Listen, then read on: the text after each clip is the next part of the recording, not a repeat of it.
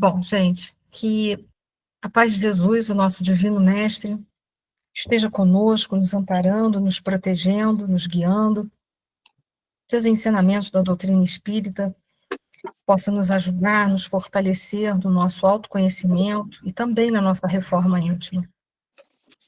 E fortalecido, que com certeza nos sentiremos ainda mais agora, nesse instante, possamos nós enviar essas boas vibrações para todos aqueles que passam pelo nosso pensamento e que são motivos das nossas preocupações. Também a nossa prece e vibração possa envolver o planeta Terra, principalmente nos países que se encontram em guerra. Obrigada, Senhor, por tudo, que assim seja. Gente, uma boa noite a todos que foram chegando aí depois, porque eu nem sempre vejo. Boa noite, Marilza. Estou vendo agora a Edilene, Ana Lúcia, Maria, Sandra. Boa noite. Eu não consigo ver todo mundo, tá? Porque como a minha telinha ela fica menor, e aí complica um pouquinho, tá? Mas vamos lá. O capítulo que eu destinei essa noite é o 27, pretendo fazer tão somente ele, mesmo que a gente acabe um pouquinho antes, porque eu quero falar algumas coisas, trazer alguns assuntos sobre perispírito. E aí eu não quero fazer corrido. Se eu colocasse 2, ia ficar super corrido, ia ter que falar muito rápido, e aí deixar também, eu vou falar mais devagar, e deixar um tempo para que, se vocês quiserem, vocês me perguntarem alguma coisa, tá bom? Preparando a volta, a questão aqui agora, então, desse capítulo, vai falar sobre a reencarnação. Já de antemão falo para vocês que nós não tivemos, nós como indivíduos, não tivemos uma encarnação que fosse igual à outra. Como também nós, como indivíduos, não temos uma morte que seja igual à outra. Então, as encarnações são diferentes, porque os níveis de consciência são diferentes. A minha encarnação não é igual da Leida, que não foi igual à minha, e assim vai. Não tem encarnações que são idênticas, tá? Então, sempre quando a gente vai apresentar algumas coisas ali, a gente está apresentando uma visão geral, mas tem sempre as particularidades, ok? Então, vamos lá. Preparando a volta, é a volta do menino Júlio, que vocês já leram hoje, vocês já viram isso, né? A Odila agora mais reformada, já está tentando trabalhar todos os seus conteúdos, seus vícios. Trabalhar o ciúme não é uma coisa fácil, nós somos pessoas possessivas, em todos os sentidos, então trabalhar ciúmes não é uma coisa fácil para ninguém. Todos nós, assim, numa linha geral, nós possuímos vícios que todos nós possuímos os mesmos vícios, só que a gente tem, assim, dentre todos os vícios, alguns que eles são mais ostensivos na nossa vida e outros menos, né? Uns são mais claros, né? Se apresentam de uma forma mais clara, mais ostensiva na nossa vida, e outros são mais assim esporádicos, não são frequentes na nossa vida. Mas, em geral, a gente possui todos os vícios, pelo menos os espíritos imperfeitos, sim. Tá? Então, todo mundo tem um pouco de ciúme, todo mundo tem um pouco de inveja, mas há aqueles que, por exemplo, são muito ciumentos, né? Há aqueles que têm uma inveja inenarrável, né? Então, todo mundo tem um pouco de tudo, só que a gente tem sentimentos, né? Tem emoções que a gente consegue ir trabalhando com mais rapidez, e outras mais devagar. Então, a gente vai se desvencilhando de algumas coisas mais rápidas e de outras vão ficando mais patentes, vão ficando mais para trás, que estão mais enraizadas, são mais difíceis, tá? A gente conhece, vocês devem conhecer pessoas que são extremamente vaidosas, né? É de um pavonismo inenarrável, né? Onde chega, nossa, tem que aparecer, tem que ser o centro do universo. Já tem gente que não tem esse defeito, não é o seu defeito mais significativo, mais ostensivo, mais proeminente, mas tem outros, né? Então, por isso que a gente aqui na Terra, a gente tem que ter uma conduta de misericórdia com todo mundo, porque o que a gente pode não ser igual a Odila, ser muito ciumento, ou muito ciumenta, mas tem outros, né, que a gente tem que lutar de uma forma feroz para poder vencer. Mas vamos lá, porque o Odila está saindo muito bem, viu? Muito bem mesmo. Isso é muito bom a gente ver, porque encoraja a gente de trabalhar também os nossos conteúdos que sombrios, né?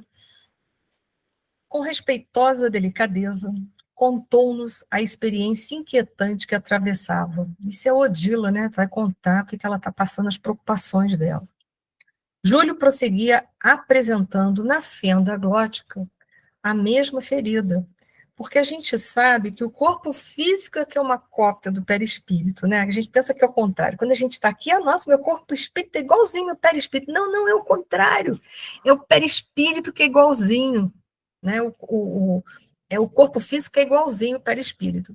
E o menino partiu para lá, esse espírito, que ainda se encontra num estado de consciência infantil, ainda não conseguiu libertar-se nem disso, ele continua com aquela marca dele no perispírito na fenda glótica, que vem de outras vidas, lembra? Quando ele tentou suicídio por envenenamento, mas foi salvo, depois ele se afogou, e agora, nessa última existente, ele em criança, com 8 anos, ele sofreu o afogamento na praia. Então, isso aqui para ele tá difícil demais. Instalara-se com ele em aposentos adequados na escola das mães, e ao filhinho dispensava todo o cuidado suscetível de reerguer-lhe as energias. Entretanto, a luta continuava. Recursos medicamentosos e passes magnéticos não faltavam, contudo, não surtiam efeito. É claro que os recursos medicamentosos não são iguais aos nossos aqui. Não sei exatamente como é que é, mas com certeza não é feita de nenhum elemento da nossa tabela periódica, tá bom? Porque lá não é a nossa tabela periódica. É bom frisar isso, porque eu já vi tanta confusão com essas questões. O fluido cósmico universal ele se apresenta em 2 estados, o ponderável e o imponderável. O ponderável é toda a tabela periódica, é esse mundo que a gente vive aqui. E o imponderável é o que é feito o perispírito e os mundos, as colônias espirituais. Então, entenda, os medicamentos que lá existem não são elementos da nossa tabela periódica, tá bom? É só para relembrar, você vai fazer, mas isso é óbvio, mas muita gente às vezes não pensa assim. Já vi confusões assim, com isso daí, tá bom? Que tem gente que acha que, como a nossa tabela periódica, né, ela vai indo lá, tem elementos mais materiais e elementos menos materiais, as pessoas acham que, então, o menos material é o fluido cósmico universal. Nada disso. Os gases não são o fluido cósmico universal imponderável, eles continuam fazendo parte da matéria ponderável. Então, toda a tabela periódica, tudo que está lá, é do nosso mundo. E o mundo espiritual é outra realidade. Tá bom? Não sei como é que é a tabela periódica lá, não, mas quando for lá, a gente pergunta como é que é o negócio lá, tá bom? A gente brinca porque na brincadeira fixa, né? Enfim, o perispírito, ele é o nosso corpo espiritual. E ele tem funções, assim como ele teve propriedades, que a gente já falou aqui em várias propriedades do perispírito, inúmeras vezes, né? Que era a plasticidade, a luminosidade, a densidade. E lembra que a gente já falou muito sobre isso? De vez em quando eu apresento aquele quadro cheio de propriedades, né? Mas ele também tem funções. E é importante a gente relembrar algumas funções dele para a gente, né, compreender essa questão da reencarnação. Como a gente passa tudo para o corpo físico, porque a informação que está contida no perispírito que vai determinar os genes, a genética que nós vamos ter. Não é o contrário, gente. A genética, para nós que somos espíritos, ela não é causa, ela é efeito. Porque a causa da gente nascer com essa ou aquela doença, com esse ou aquele defeito, é nossa.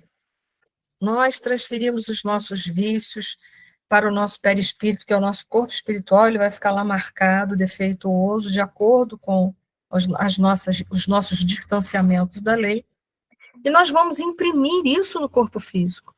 Eu gosto de falar isso que, vez por outra, as pessoas confundem isso. Não adianta a gente mapear o cérebro, né? Porque se você for perguntar para um neurocientista, ele vai tentar encontrar em áreas cerebrais problemas da nossa personalidade. Então, se nós temos problemas emocionais, eles vão tentar mapear o sistema límbico, por exemplo, que é o responsável pelas emoções.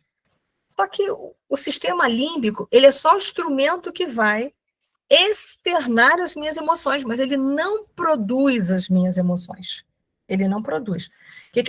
As emoções são nossas, a matéria é inerte, lembra disso? Matéria inerte. As emoções são nossas. Então, o sistema límbico, quando ele expressa uma raiva, ele expressa uma frustração, um sentimento de alegria, ele é só um instrumento que traz isso para fora, porque a raiva, a frustração, a alegria, ela está em mim, que sou espírito mortal, ok? Então, eu estou trazendo isso para vocês porque isso é a visão da doutrina dos espíritos. Se você perguntar para um neurocientista, ele vai dizer que a sua emoção de raiva está lá no tal lugar no sistema límbico. Mas não está no sistema límbico. O sistema límbico é só o instrumento que bota para fora, que expressa a nossa emotividade. Então, compreendam isso, que a gente vai falar, a nossa parte racional está no lobo frontal. Não, o lobo frontal ele é responsável por externar isso. Assim como o sistema límbico, ele é responsável por externar as emoções, mas ele não produz as emoções. As emoções são nossas, eles apenas são instrumentos para fora. Isso para nós espíritas. Para o neurocientista, não. Ele vai falar que não, tudo é produto do cérebro. Nós somos uma secreção cerebral, ok? Nós somos uma reação físico-química cerebral. Então, é só para. Novamente, eu bato nessa tecla, porque às vezes eu vejo confusão dentro da doutrina dos espíritos. O nosso perispírito tem funções. Segundo aquele livro grossão do Zalmino Zimmermann, né? Ele tem uma função instrumental, individualizadora, organizadora e sustentadora. E aí nós vamos falar um pouquinho só sobre isso, tá? Porque a nossa aula não é o perispírito, mas é bom a gente relembrar conceitos que eu sei que vocês já sabem, mas que às vezes esquece porque não bate nisso todo dia, tá? Como instrumental, ele vai subir de instrumento que vai ligar os dois mundos, o espiritual e o físico, quando a gente está encarnado, principalmente, mas também desencarnado também, né? Porque é com ele que você vai transitar. Porém, você não vai conseguir, né, se manifestar aqui no mundo físico. Então, quando eu estou encarnado, ele tem a função de servir de ponte entre duas dimensões, entre a dimensão espiritual e a dimensão física. Então, ele é um intermediário para tudo acontecer, tá bom? Então, ele vai ser o intermediário. Então, por exemplo, se eu agora alguém me der um beliscão aqui na pele, eu fui beliscada. O que vai acontecer? As terminações nervosas que estão aqui na minha pele, elas vão ser transmitidas para o meu cérebro. Do meu cérebro, ela vai passar para o principal chakra, que é o coronário, que faz ligação com o perispírito e o espírito. Essa informação vai passar para o perispírito, que imediatamente, como um órgão de sensibilidade, vai enviar essa informação para o espírito. Em frações de segundo, eu dou um berro e tiro meu braço fora. Eu levei vários segundos para falar sobre isso, né?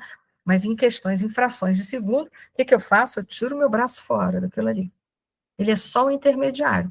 Agora, se eu der um beliscão num defunto, o certo é ele não reclamar. Se ele reclamar, ele não é defunto. Ele está vivo ainda, gente. Foge. Tá? Então, é por isso.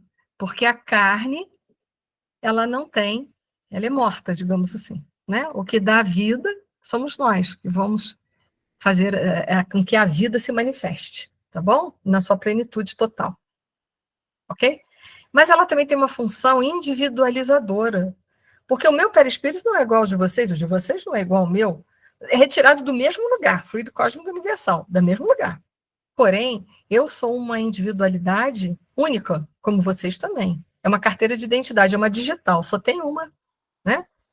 E cada um tem a sua. Então, o perispírito também tem essa questão individualizadora. Ele é único.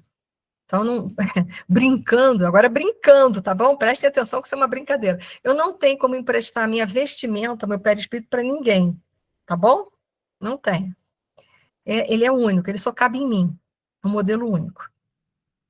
Organizadora. Ele vai organizar o corpo físico de acordo com a ordem do espírito. E não só ordem, mas de acordo com a bagagem moral do espírito, ele vai projetar no corpo físico as disposições das células, a capacidade de funcionalidade, ou seja, vai projetar saúde ou doença.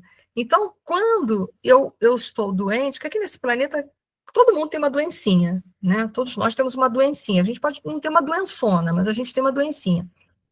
A doença, ela vai manifestar a minha condição ainda de espíritos inferiores, de inferior que sou.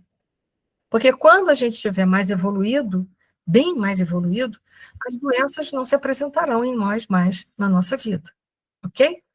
A partir do momento em que a gente vai evoluindo, a gente não infringe mais as leis de Deus, não se afasta mais dela, que eu prefiro usar esse termo, e aí a gente não vai ficar desequilibrado e não vai promover mais no corpo físico nenhum tipo de doença. Vamos morrer de velhice, de desgaste da matéria, porque a matéria desgasta. Mas na nossa condição ainda, a gente é visitado, ora por saúde, ora pela presença da doença, porque a gente é assim, né? Ora a gente está bem, ora a gente está mal, né? Ele tem uma função sustentadora, o perispírito, impregnando-se de energia vital e transferindo-a paulatinamente ao veículo físico. Então, quando a gente encarna, a gente fica encharcado de fluido vital.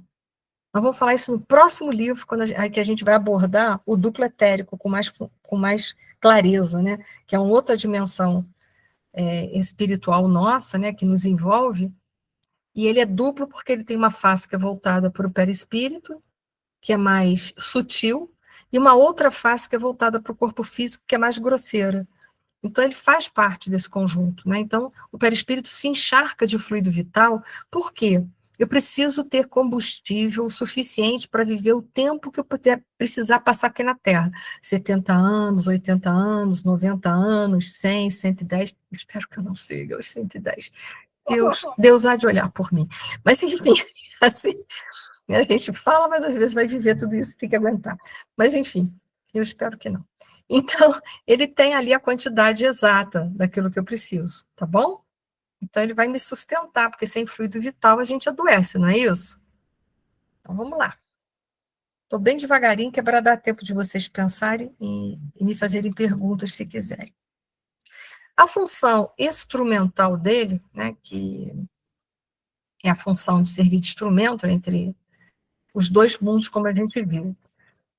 A minha menina está me ajudando. Kardec, em obras póstumas, ele falou que é o veículo de transmissão das impressões fisiológicas. Oi? Alguém está falando comigo? Não. É o veículo de transmissão das impressões fisiológicas, sensações e percepções psicológicas, tá?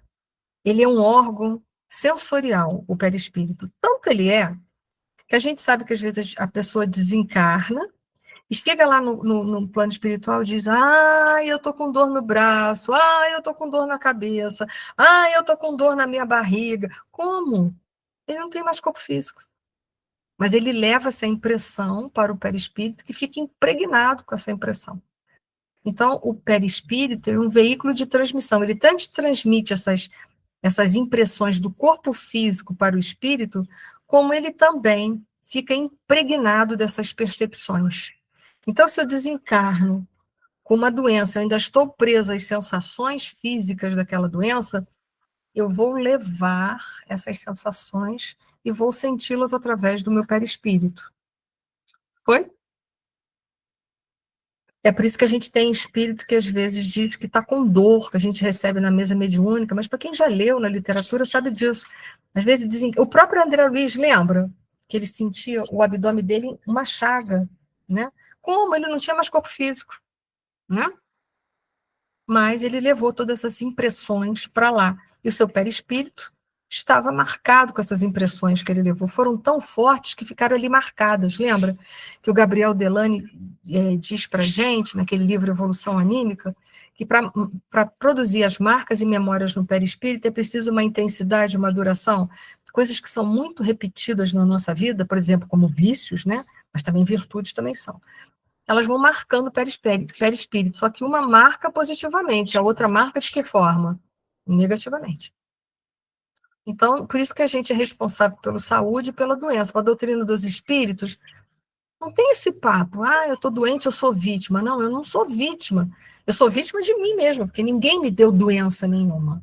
Ah, mas eu herdei isso dos meus pais. Sim, você herdou isso dos seus pais, porque na hora da encarnação, você escolheu aquele gene que era compatível com a sua vibração evolutiva. E em dado momento da sua existência, você ficou suscetível de tê-la. Mas ninguém herda nada que não mereça, tá? Se alguém não entende isso, me pergunte, por favor. Tá? Então, vamos seguir. Vamos seguindo, vou devagarinho, tá? Então, dentro dessa função organizadora, Zalmino Zimmermann, no seu livro Perispírito, ele fala: a função organizadora do perispírito aparece especialmente notável no processo da reencarnação, agora já é organizadora. Então, principalmente no processo da evolução, porque, deixa eu passar aqui, só aqui um minutinho, porque a outra é instrumental, essa da agora é organizadora, tá? Que tem a capacidade de organizar o perispírito de acordo com a gente. Então, ele fala, a função organizadora do perispírito aparece de uma forma mais ostensiva, patente, especial, notável e visível no processo da reencarnação, em que o ritmo genético, né, a morfologia, a parte da genética que vai dar a forma como nós vamos ser, altos ou baixos, gordos ou magros, enfim, com braço ou sem ele, né,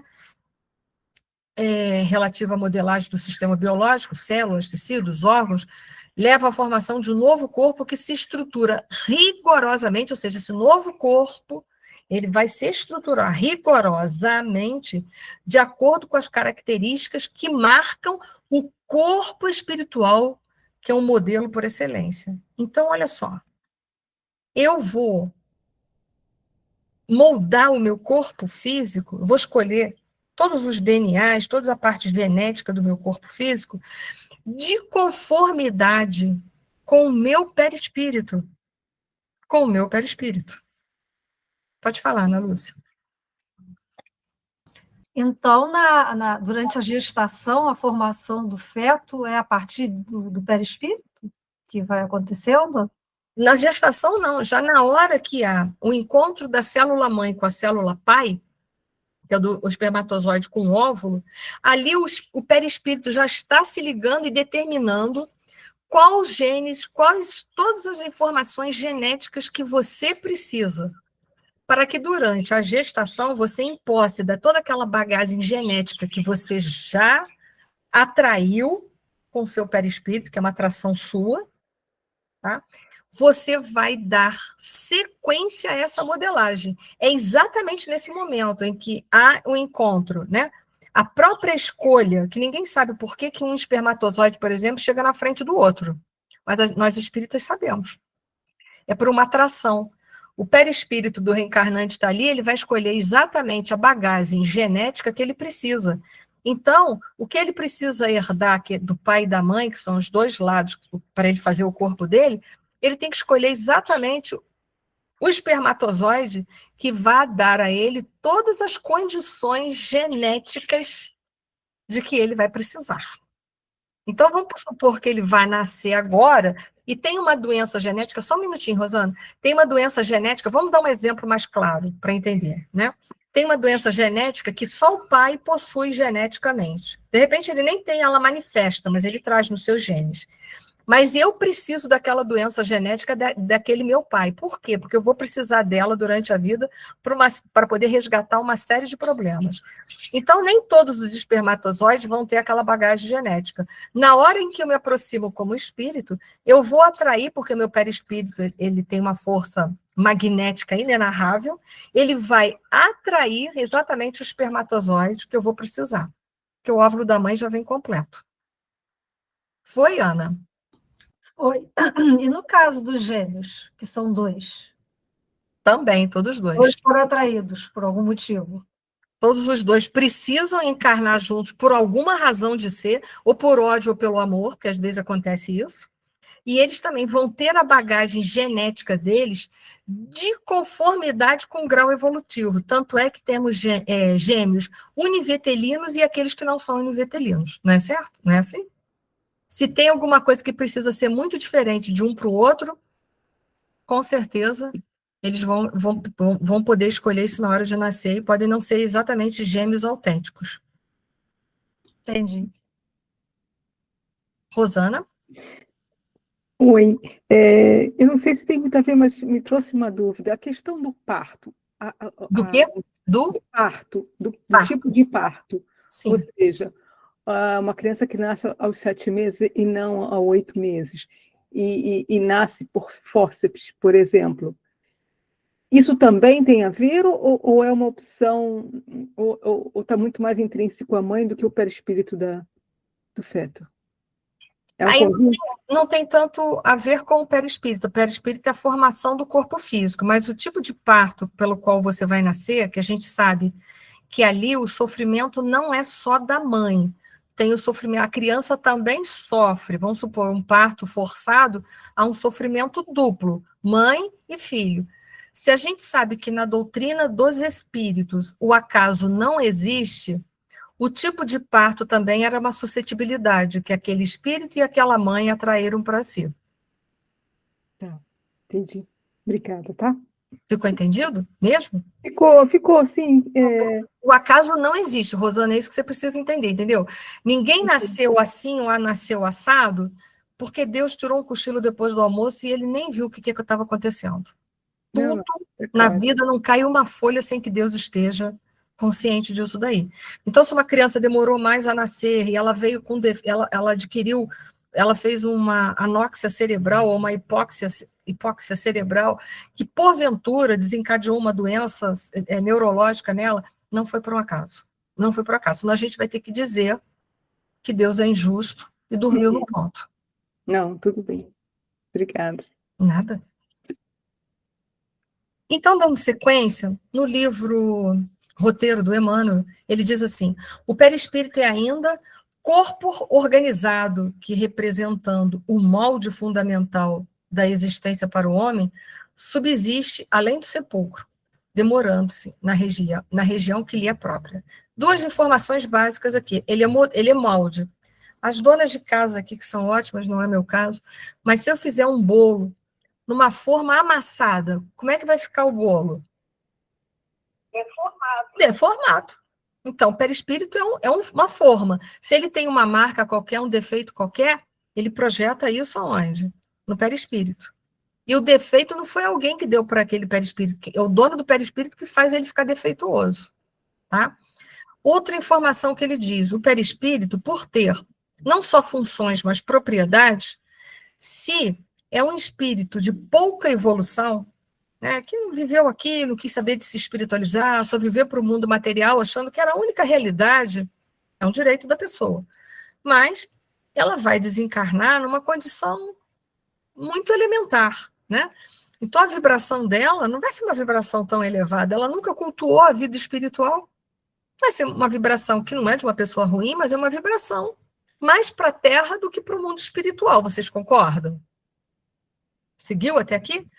Então, não adianta a criatura achar que se ela nunca se importou em ser virtuosa, em ser uma pessoa melhor na sociedade, mas só aproveitar a vida material, ser uma pessoa astuta, ser uma pessoa que não se importa com nenhum tipo de desenvolvimento de virtudes, entendam, esta pessoa que tem esse comportamento, não vai dar para ela ir para nosso lar, vocês concordam?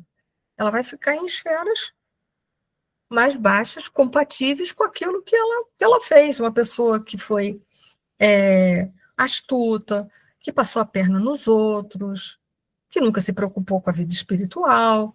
Então não adianta esperar, porque o perispírito dela vai estar o quê? Mais denso, mais materializado do que desmaterializado. Então ela não vai poder alçar as dimensões mais afastadas da Terra. Ela vai sofrer mais a ação da gravidade. Então ela vai ficar em dimensões mais próximas, digamos assim, para a gente entender, do planeta Terra. Porque o seu perispírito é mais denso, mais materializado, apesar de ser matéria quintessenciada, imponderável. Mas ele guarda mais afinidade com a nossa matéria, que é uma matéria ponderável, do que com a matéria de um plano espiritual mais evoluído. Foi? Estou vendo uma criancinha ali na tela da Leida. Essa menina é bonita, hein? É a Malu? Olha lá, ela vai rir daqui a pouco. Ó, tá falando contigo, ó. Oi, Malu! Ela está envergonhada. Toda criança é assim, né? Mas é sapeca, tá, gente? Não se iluda. Vamos lá, gente. Ainda falando de função organizadora, mas de um lado mais científico, nesse mesmo livro, esse livro é da editora Cultrix, mas me parece que eu tirei de lá, está no livro Perispírito também, do Zalmino Zimmermann. E quando ele vai falar sobre o DNA, que a gente já falou, que a escolha é toda por nós, mas olha o que os pesquisadores, o Ostrander e o Schroeder, eles vão falar, né, nesse livro, Experiências Psíquicas, além da cortina de ferro, da Cultrix, olha o que eles vão falar. A Sheila fala, a Sheila e o Lin, né? Eles falam assim, nos últimos anos, inúmeros cientistas de muitos países têm pressuposto a existência de uma espécie de matriz, uma espécie de padrão organizador invisível, inerente aos seres vivos, com base nas investigações de vários pesquisadores. Então, olha só, eles já imaginam que tem que ter algum molde, alguma coisa para formar o nosso corpo-espírito que vai além do DNA, que ele por si só ele não seria capaz de fazer isso. Ele continua. Ele e ela, né? Outros cientistas, tomando de um glóbulo de protoplasma que devia crescer no braço de um animal fetal, o colocaram no lugar da perna. Daí nasceu uma perna e não um braço. Quer dizer, se era do braço e botou na perna, tá vendo? Tem que ter um modelo qualquer, vocês concordam? Uma forma para direcionar? Porque se ele era do braço, era para ser do braço, eles pegam e implantam na perna, o que eles pensaram? Vai nascer um braço numa perna, né? Mas o que aconteceu? Nasceu outra perna. E não um braço, o que supõe, mais uma vez, um campo organizador. Então, a ciência já está rondando, É só para a gente ter uma notícia, tá bom? Que tem que ter o perispírito.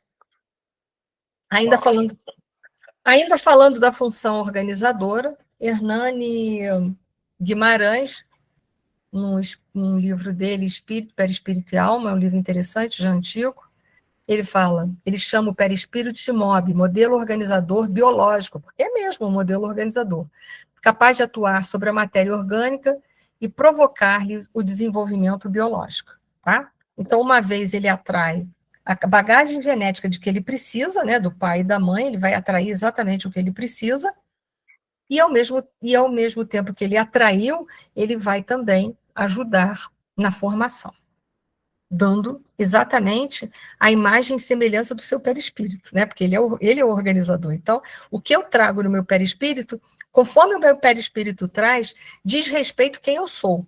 E conforme o meu corpo físico tá, ele reflete o meu perispírito e reflete também o quê? Meu estado evolutivo como espírito imortal. Foi? Ah, vai eu falando toda a vida. Se vocês acharem que eu tenho que parar, manda eu parar, hein? Vai deixando, não. Ainda, né, falando sobre o perispírito, DNA, Sheldrake Rupert, ele vai falar assim, as maneiras como as proteínas se distribuem dentro das células, as células nos tecidos, os tecidos nos órgãos, né? Porque o agrupamento de células vai fazer um tecido. O agrupamento de um tecido faz um órgão. É assim que funciona. E os órgãos no organismo, né, como um todo, não estão programados no código genético. Ele não acredita que esteja tudo programado. A forma com que se distribui, não. E isso, o próprio Gabriel Delany, no tempo de Kardec, já falava sobre isso. Que não tinha como, que tinha que ter alguma coisa que norteava a forma, entendeu? Porque você vê bem, se você tem uma célula, por que ela se diferencia num tecido? Por exemplo, quando a gente está em formação, não tem nada diferenciado. Célula é célula, por isso que tem a célula tronca, não é a célula coringa. Então, a gente é um coringão. Depois, elas vão se especializando, digamos assim, para a gente entender. Vão se especializando em coração, em fígado, em rins. Mas o que faz essa especialização e faz ela ter aquela forma e não aquela outra forma? Né? A bagagem genética está ali. Mas o que direciona? Sair isso ou sair aquilo? Tem que ter uma forma, vocês concordam? Tem que ter. Então, eles colocam assim, vou ler de novo, a maneira como as proteínas se distribuem dentro da célula, as células nos tecidos, os tecidos nos órgãos, e os organismos não estão programados no código genético, né? Não pode estar. A forma, não. Dados os genes corretos, Dados os genes corretos e, portanto, as proteínas adequadas, supõe-se que o organismo, de alguma maneira, se monte automaticamente. Os automaticamente seria uma coisa aleatória, né? Isso é mais ou menos o mesmo que enviar, na ocasião certa, os materiais corretos para um local de construção e esperar que a casa se construa espontaneamente. Você tem tudo ali, mas manda a casa se construir espontaneamente. Tem que ter alguém para organizar e a casa se fazer, não tem? Então, por isso que eles acreditam que tem que ter alguma coisa, um modelo de organização, alguma coisa fora do corpo que determine isso. Olha que interessante. De fato, se você enviar tijolo, cimento, areia para um lugar, deixar lá, fala assim, olha, faz a minha casa, está aqui, tá? Faz uma casa aí para mim. Eles vão fazer? É preciso alguma coisa, algo inteligente. Esse inteligente é o espírito e com o seu perispírito. Eles vão chegar lá. Olha que interessante. As perguntas já estão caminhando para lá, não é? Porque se eu estou esperando que alguém vá organizar, o que é esse alguém? O que é esse algo? Vai acabar chegando no perispírito e depois chegar no espírito, consequentemente. Né? Pode falar, Ana Lúcia. Quando ocorre alguma deformidade, é também pelo espírito. Uhum. O espírito, a deformidade vem do quê? Do afastamento das leis divinas, que vão projetar isso no perispírito. E o perispírito projeta no corpo físico. É assim. Nós somos sempre os causadores de tudo, nós. Porque o nosso perispírito é exatamente, ele tem a forma que nós estamos lidando. Então, o perispírito projeta doença porque nós estamos doentes. O perispírito é só uma matéria. É como ele disse ali, ó, é a areia, é o tijolo, é o cimento. Mas quem organiza aquilo tudo? Quem é que faz aquilo tudo? Sou eu, espírito imortal. Quer dizer, em alguns casos, a única forma de corrigir isso é na reencarnação, através do corpo físico. Em alguns casos, quando essa marca, quando a gente desencarna, está no plano espiritual já há algum tempo, recebeu passe magnético, recebeu todo aquele tratamento que o menino Júlio já recebeu, e não reverte o processo, o único jeito é reencarnar, porque vai ter que transferir toda aquela marca para o corpo físico para que ele fique lá. O corpo físico se torna como uma esponja, que vai absorver, né? Ou como aqueles panos que a gente tem na cozinha, Perfex, Toalex, não é? Quando a gente bota em cima da água, o que ele faz? Ele não absorve a água que está naquela superfície? O corpo físico seria isso, ele vai absorver do perispírito toda aquela marca, ficando a marca no corpo para que depois, posteriormente, se eu andar na linha, claro, né? Essa marca fique no corpo e eu vá livre, leve, solta e maravilhosa para a espiritualidade, que é o que todo mundo aqui quer, é o sonho de consumo de todas nós, ou de todos nós, que também temos homens aqui presentes, ok? Então, vamos lá. É o nosso sonho de consumo, né? Sair daqui lindos e maravilhosos. Função sustentadora. Mas aí só, se eu joguei a marca para o perispírito ou não, nem sempre tudo que eu tenho aqui eu trouxe de outras vidas, a gente também tem que entender. Muitas coisas, os meus defeitos agora podem começar a projetar, vocês concordam? Então vamos ver Leon Denis. Desde a embriogênese até a morte, o perispírito sustenta e mantém o corpo físico, verdade. Sistema imunológico, insensível às causas de desagregação e destruição que afetam o corpo físico, o perispírito assegura a estabilidade da vida em meio da contínua revolução das células. É o modelo invisível através do qual passam e se sucedem as partículas orgânicas, obedecendo às linhas de força, cuja união constitui esse desenho, esse plano imutável, reconhecido por Claude Bernard. Se eu não me engano, ele foi um biólogo e era vitalista. Eu não tenho muita certeza nisso aí não, tá? Mas biólogo acho que ele era.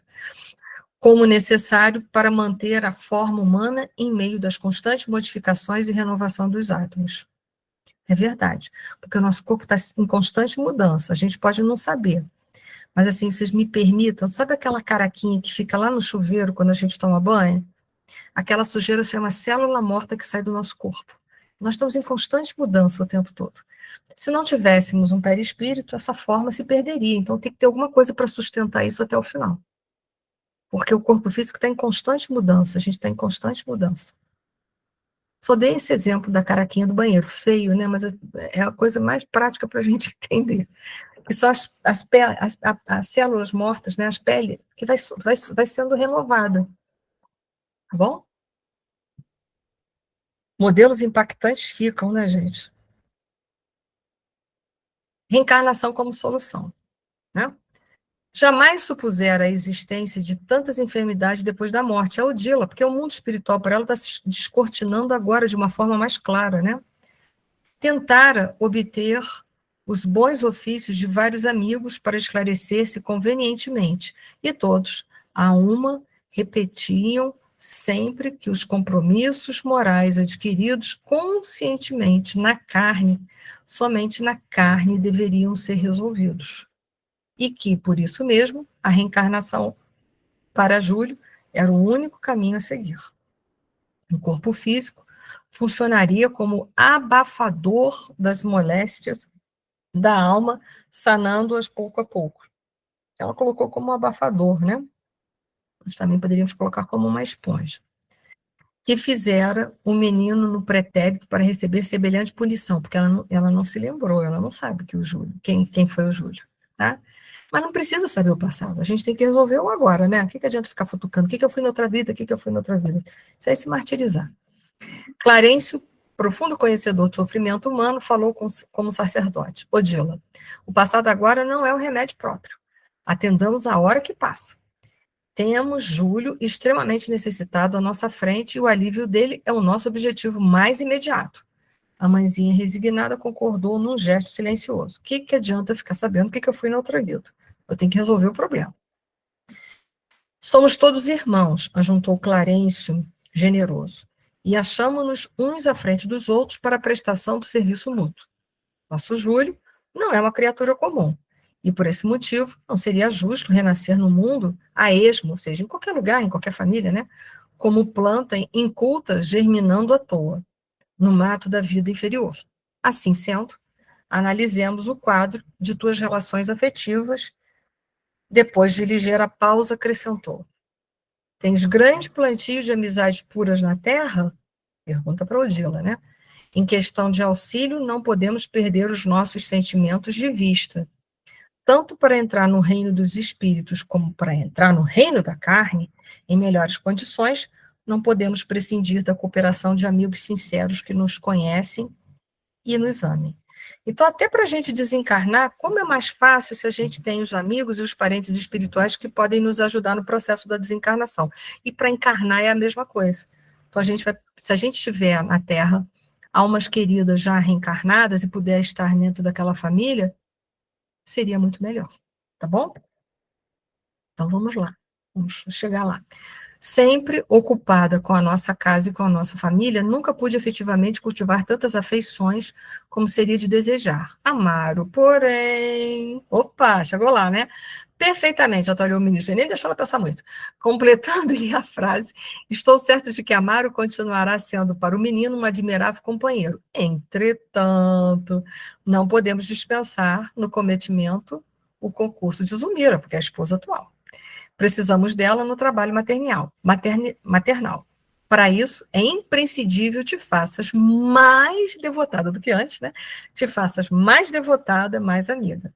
Um esforço pede o outro. Sem o lubrificante da cooperação, a máquina da vida não funciona. Sem a cooperação, fica tudo muito duro, tudo muito áspero e muito atritado, né? Então, vai ter que pedir, né? Então, Odila, sem culpas e nem desculpas, porque na vida a gente não adianta ficar se culpando, por que eu fiz isso?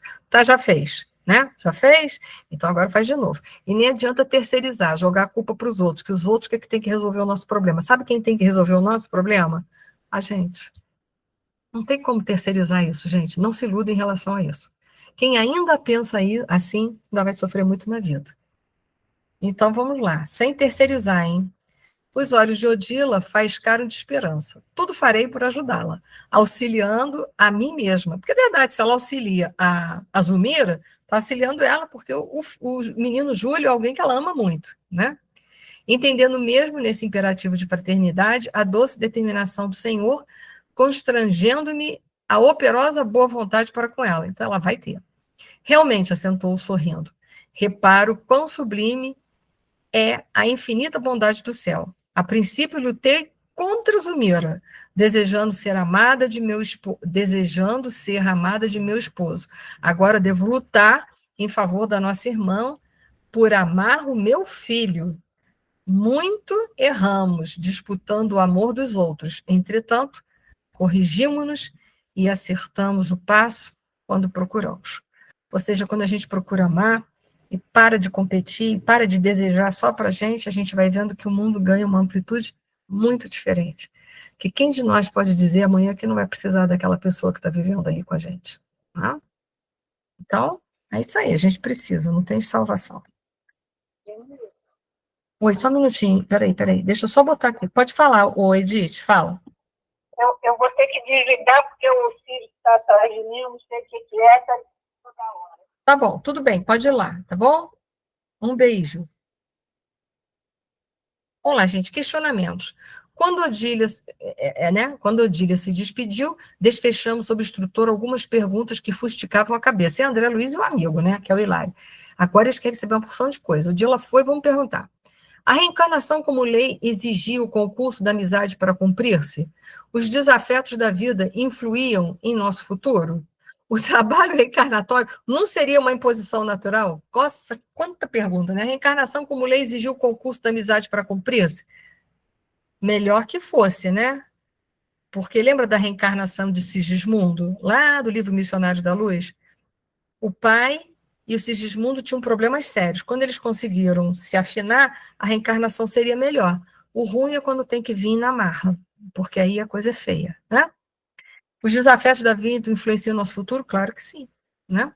O trabalho reencarnatório seria uma imposição natural? Então vamos lá? Vamos ver as respostas do Clarencio? Eles bombardearam. Clarencio ouviu atencioso as indagações e respondeu satisfeito. A lei é sempre a lei. Ou seja, o que nós merecemos, meu amigo, não adianta, né? A gente tem que resolver. Mas tem atenuantes? Tem, ué. Né? Mas vamos lá. Cabe-nos tão somente respeitá-la e cumpri-la. Nossa atitude, porém, pode favorecer-lhe ou contrariar-lhe o concurso, em favor ou em prejuízo de nós mesmos. Ou seja, se a gente pode ter atenuantes ou agravantes, dependendo da nossa personalidade e daquilo que a gente faz. Vocês concordam? Diante de uma dor? Diante de qualquer desafio da vida. O renascimento na carne funciona em condições idênticas para todos, da mesma maneira, tá? Porém, melhor é quando a gente consegue fazer as pazes, se tem que nascer entre os inimigos. Por quê? Porque é mais brando, não é? Do que nascer no império do ódio. Deixa eu ver onde eu estou. Conhece na carne, funciona em condições idênticas para todos. Contudo, à medida que se nos desenvolve o conhecimento e o amor, conseguimos colaborar em todos os serviços do aperfeiçoamento moral em nossas recapitulações. A alma, como a planta, pode ressurgir em qualquer trato do solo, mas não seria justo relegar sementes selecionadas a terras incultas, né? A terrenos incultos. A reencarnação por si, tanto quanto ocorre nos reinos inferiores, a evolução humana, obedece a princípios embriogênicos automáticos, com bases na sintonia magnética, no nosso caso. Contudo, em se tratando de criaturas com alguns passos à frente da multidão comum, é possível ajustar providências que favoreçam a execução de tarefas a cumprir. Quanto mais evoluídos, mais a gente consegue méritos, mais coisas a gente tem a nosso favor. Vocês concordam? Agora, quanto mais endividado a gente está, só complicação, né? Nossa Senhora. Quem cultiva amizade somente na família consanguínea dificilmente encontra meios para desempenhar certas missões fora dela. Quanto mais extenso o nosso raio de trabalho e de amor, mais ampla se faz a colaboração alheia em nosso benefício. Né? Quando a gente conseguir ver a família como um todo, tanto faz nascer aqui, ali ou acolá. Olha quanto lugar que a gente vai ter para nascer. Agora, quanto mais a gente é complicado em relação às pessoas, mais as complicações para reencarnar também, né? E quando desprevenidos, deixamos que a antipatia cresça em derredor de nós? Inquiriu Hilário com interesse. Mas essa é a pergunta que a gente também queria saber, né? Fiz bastante inimizade, impliquei com todo mundo que passava na rua dava um jeitinho de arranjar uma confusão. E vizinho, então, era uma carta, brigava com todos eles. Você imagina que quanto mais a gente cria antipatia, como é que vai ser a tal da reencarnação? Um desespero, né? Vai vir com uma bagagem pesadíssima. Então, vamos lá. Toda antipatia conservada é perda de tempo, em muitas ocasiões, acrescida de lamentáveis compromissos. O espinho da aversão exige longos trabalhos de reajuste. Em várias circunstâncias, para curar as chagas de um desafeto, gastamos muitos anos perdendo contato com admiráveis companheiros de nossa jornada espiritual para a grande luz. Ou seja, faço bastante inimizade na minha vida, beleza, vou plantando os espinhos. O que vai acontecer? Vou depois, aquilo que eu fiz em 5 minutos, que eu antipatizei, briguei com as pessoas, fiz de tudo do pior, às vezes vai levar vidas para eu ter que me resgatar com elas. E aí a minha família mesmo, que eu já fiz laços espirituais, vão ficar para trás. Por quê? Porque eu estou atrasada. E eles não vão ficar me esperando, eles vão embora. Vocês concordam? A gente vai só se complicando, ô gente difícil que a gente é, né? E aí vai nós, vai gente. Só o amor. Foi assim que, transcorrido algumas semanas, recebemos um convite da irmã Clara para uma visita ao Lar da Bênção, que é onde está o Júlio, e agora está a Odila também. Em noite próxima, Odila conduziria a segunda esposa de Amário ao encontro de Júlio, porque já tinha que começar a fazer sintonia entre mãe e filho, né? Futuro, né? Como derradeira preliminar do trabalho reencarnatório. No momento aprazado, achávamos-nos apostos. Blandina, Mariana, que é a avó, né? Clarencio, Hilário e eu, palestrando animadamente em aposentos reservados na Escola das Mães. Cercávamos o alvo berço em que o doentinho gemia de quando em quando, tadinho, assistido por irmã Clara. Odila demandara o antigo ninho doméstico no propósito de acompanhar Zumira até nós. Seria Júlio, meu Deus, falou ela, né? A Zumira. É verdadeiramente Júlio, né? Alegria, né? Porque ela ainda traz a consciência imaculada, confirmou Odila fraternal. Para ele te rogamos socorro. Nosso pequeno precisa renascer, Zumira. Poderás auxiliar oferecendo-lhe o regaço de mãe? Vimos a interpeladas em lágrimas de alegria. Gente, nada melhor quando a gente faz uma besteira e a gente pode corrigir, né? Então, eu imagino a alegria dela. Ela ia ser mãe, primeira vez, e ia poder se quitar com o Júlio, que ela tinha uma consciência de culpa inenarrável. Então, eu fico imaginando a alegria dessa mulher, né? Eu ia adorar isso, se eu pudesse resolver logo essas pendências. Mas vamos lá. E aí, é o arrependimento, a expiação e a reparação. Estou pronta. Devo a Júlio cuidados que lhe neguei. Louvo reconhecidamente a Deus por essa graça. Sinto que assim nunca mais serei assaltada pelo remorso, olha, o remorso ainda estava presente, de não haver feito por ele quanto me competia. Será meu filho? Sim. Conchegá-lo-ei no encontro ao meu peito. Senhor, ampara-me. Então, olha que coisa legal, né? É o amor cobrindo a multidão dos pecados. Bom, a gente está aí com pouco tempo. Isso aqui são mais recordações, tá? Todos os espíritos que vão nascer tem programação, tá? Vai ser feita uma programação reencarnatória, tá? Todos. Nem todos estavam planejados para nascer. Por quê? Porque há violência na Terra. Há crianças que são violentadas, né? Sofrem pedofilia, ficam grávidas. Há mulheres que são violentadas por estupros. Isso não estava no planejamento reencarnatório, porque ninguém nasce na Terra com planejamento de estuprar ninguém. Então, isso não estava no planejamento reencarnatório de ninguém. Então, não foram renascimentos planejados antecipadamente. Porém, né, todo espírito que vai reencarnar tem planejamento, gente. Não tinha, mas vai ter. Vai reencarnar, vai ter um planejamento, que é feito por quem?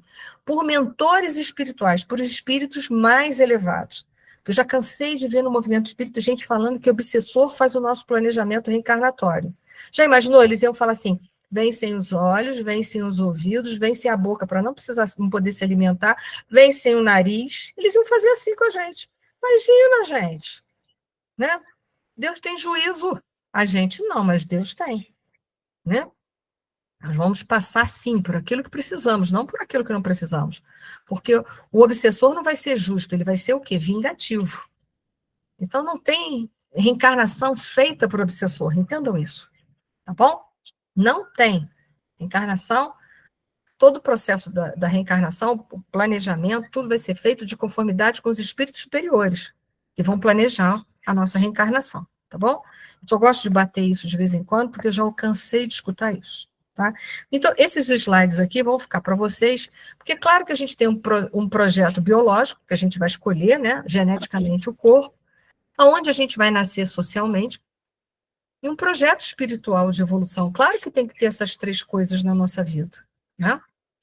O corpo que eu vou receber, que vai ser de conformidade com o meu nível evolutivo, a questão socioeconômica que eu vou precisar nascer, às vezes preciso vir rica, às vezes preciso vir pobre, vai depender das minhas questões, vai vir remediada, né? Isso tudo está dentro de um projeto. E um projeto espiritual, porque as nossas reencarnações são feitas para dar o quê? 100% certo. Quando não dá 100% certo é porque a gente complicou, tá? Mas elas vêm com tudo para dar 100% certinho. Então é claro que a gente tem tudo isso aí. Pode falar, Elisa. Dá para pensar na reencarnação de Sigismundo, né? Sim, Eu não consigo, não estou lembrando agora o nome do livro. É o Missionários da Luz, capítulo 13. Isso. Aí, assim, se a gente pensar que é impossível a gente chegar aqui tão aleatoriamente, né? Alguém pensou que a gente era um projeto para dar certo, né? Claro. Reencarnação, gente, é para dar 100% certo. 100%. Pode acontecer de não dar, mas é porque a gente não quis fazer isso, não quis fazer aquilo, tá? Por isso que eu vou deixar aí nos slides de vocês, mostrando que a reencarnação são feitas por espíritos superiores, tá bom? Tem aí um outro, mas tem vários dados, né? Mas eu trouxe esse aqui dos Missionários da Luz, que é o que vai falar também, que vai falar da reencarnação do menino Sigismundo, tá? Então, é só para vocês saberem, porque eu já cansei de ouvir gente falar que o obsessor faz planejamento reencarnatório. Então, eu já falei, os nossos obsessores iam mandar a gente vir da pior maneira possível, né? Então, isso aqui são só dados para comprovar que a nossa reencarnação não é feita a esmo, tá? Isso aqui é só isso, tá? Nem todas as reencarnações são planejadas, eu citei o caso da pedofilia, citei o caso dos estupros, porém, todas elas, a partir daquele momento, tem um planejamento muito bem organizado para elas, tá bom? As coisas não são feitas de qualquer maneira, porque reencarnar é uma coisa muito séria. Diz respeito à sua evolução espiritual e sair dos ciclos reencarnatórios de dor. Então, uma reencarnação tem que ter todo um projeto para dar certo. E o obsessor, tu já imaginou? Ele ia fazer de tudo para dar errado, né? Era missão impossível. Então, gente, pelo amor de Deus, usem bom senso, tá bom? Então, gente, era o que eu tinha para falar essa noite, ficou um pouquinho corrido, depois, na próxima, vocês podem fazer perguntas ainda, porque a gente ainda vai estar dentro da reencarnação do menino Júlio, tá bom? Uma boa noite para todos, que a paz de nosso Senhor Jesus Cristo fique com vocês. Deixa um beijão, um abraço para vocês. Obrigada, gente. Paz e saúde para todos vocês. Boa noite. Obrigada, gente. Beijos. Boa semana. Beijo, boa semana.